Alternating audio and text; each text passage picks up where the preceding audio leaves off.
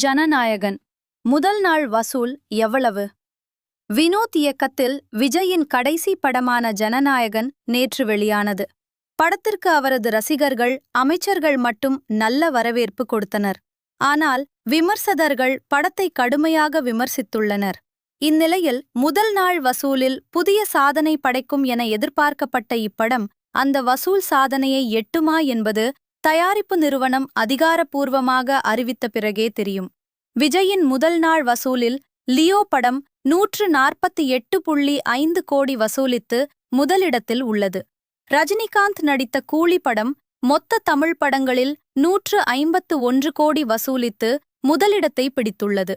இதனிடையே box office வட்டாரங்களில் கசிந்த தகவலின்படி ஜனநாயகன் படம் முதல் நாள் வசூலாக 100 கோடிக்கும் குறைவாகத்தான் வந்துள்ளது என்கிறார்கள். இந்தியா அளவில் சுமார் 50 கோடியும் வெளிநாடுகளில் 30 கோடியும் வசூலித்து மொத்தமாக 80 கோடி இருக்கலாம் என்பது தகவல். படத்திற்கு சான்றிதழ் மற்ற மொழிகளில் உடனே வந்த எதிர்மறையான விமர்சனம் மற்ற மாநில வசூலை பெரிதும் பாதித்துள்ளதாம். தமிழகத்தில் மட்டும் வசூல் நன்றாகவே இருந்து வருவதாக சொல்கிறார்கள். தயாரிப்பு நிறுவனம் முதல் நாள் வசூலாக அறிவிப்பை வெளியிடுமா என அனைவரும் ஆவலுடன் காத்திருக்கிறார்கள். குறிப்பு: வசூல் நிலவரங்கள் தயாரிப்பாளர்கள் சொல்வதுதான் ஆதாரபூர்வமானது. இங்கே குறிப்பிட்டுள்ள வசூல் நிலவரங்கள் சினிமா வட்டாரங்களில் பரவிய தகவல்.